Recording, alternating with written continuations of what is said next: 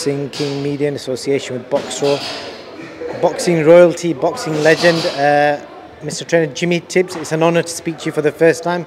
How are you doing, sir? Thank you very much. It's nice to speak to you as well. Great stuff. We'll get straight into it, Jimmy.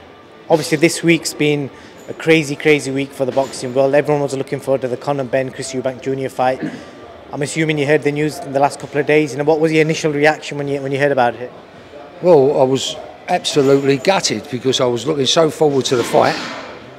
And but when I heard the news, I read it in the paper actually, and I could only say what I read in the paper, that Conor's failed a drug test, which everyone knows. I don't know the circumstances behind it, so I can't express my feelings whether he's guilty or not guilty. That'll come out in the end. But I feel very sorry for Chris Eubanks and for Conor Ben, because they look like they're both in superb condition, and I feel very sorry for the undercard. Let's hope they get some money out of it. Do you think the right decision was made in cancelling the event? Because earlier on when it came out, I think Eddie tried his best to make the fight go ahead, but the boxing board stepped in and said they wouldn't prohibit the event, and then obviously they wouldn't get an outside boxing board involved, so they ended up cancelling it. I think the boxing board of control were quite right to what they done. Cancel the fight. That's why you call them the boxing board of control. We don't work for them, but they're in charge of us. So if you can't obey their rules, what's the point of being a part of them? You've obviously been around boxing a long, long time, so you've probably been there, seen it all, done it all. I think one of the things that has confused boxing fans with regards to this matter is the fact that it's come out that apparently the boxing board knew about this 3 weeks ago, and they've obviously not said anything or done anything. And the Daily Mail leaked the story a couple of days ago, and it seems to boxing fans that the only reason they called it off is because it was leaked. Well, it looks that way. It looks that way to everyone, but it's a godsend that they did call it off, because Chris Eubanks has got to get down to a weight he hasn't been for years, and there's a very dangerous situation for him, and actually a very dangerous situation for Conor Ben for moving up. But I think it was going to be a marvellous fight. You know, we was all looking forward to it, but the circumstances surrounding it, there was no other option but to cancel the fight, in my opinion. I was talking to John Hedges earlier, and I asked him, what is a typical cost for an upcoming fighter for a training camp, and he said you're looking at £6,000 to £8,000. So a lot of them kids on that undercard, they've lost that big time, haven't they? That's right. That's who I feel sorry for. The undercard. I mean, I read in the paper that one of them was waiting to go on holiday after the show, and Eddie Hearns did say in the paper that he won't be going nowhere now because of the show if it's cancelled.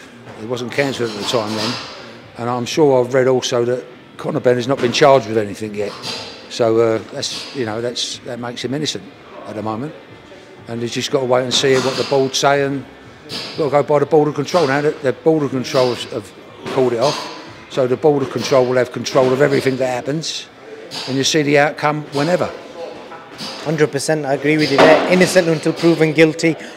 One of the other aspects that's come out from this whole story is that Conor had a doctor employed. We don't know what for. But this doctor, people on Twitter have obviously found his account, etc., and seen that he's also a doctor for Tyson Fury, Tommy Fury, Joe Parker. And this doctor, since this news is broke, has deleted all his social media. I don't know if you've read about this story or not. Closed his website down. Basically just vanished online.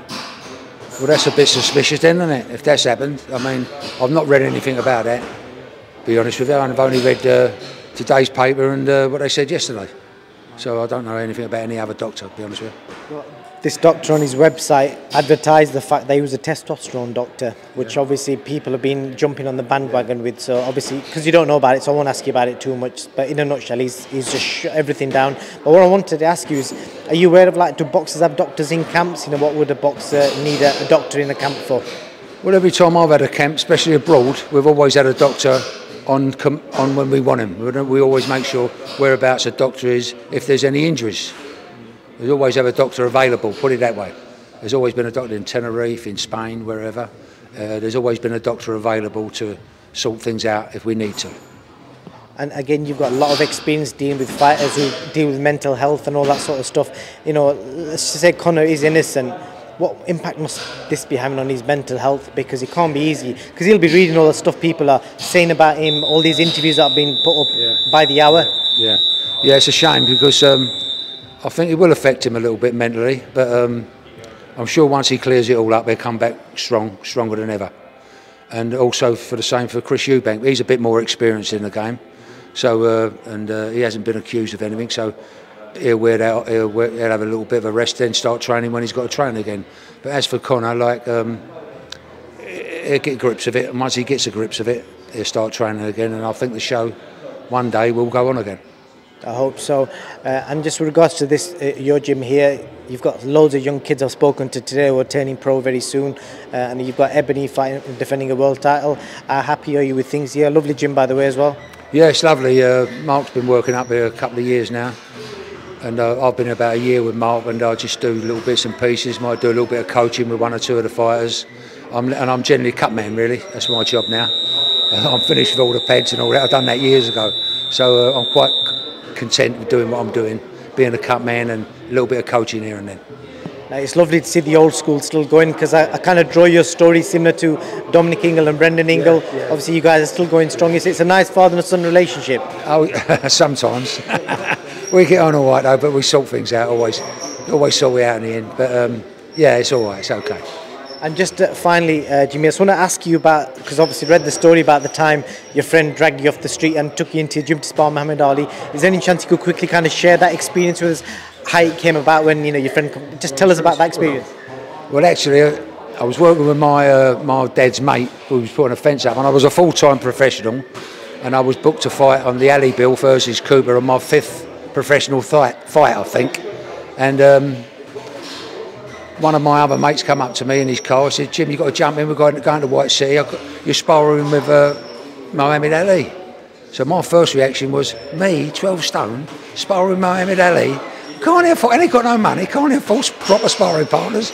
So, but I didn't tell that to anyone. I thought, okay, all right, jumped in there, goes up, drives up there, never said a word, gets in the White City, Terry Lawless there, Mickey Duff, Angelo Dundee, Jimmy Ellis. I borrowed his guard because they forgot to bring me guard. He said, "Here, Jim, wear that." And Ali never said nothing. He knew, but he never said nothing. He was stone-faced. And I was thinking, cool, yeah, well, I'll do the best I can, is what I'm thinking.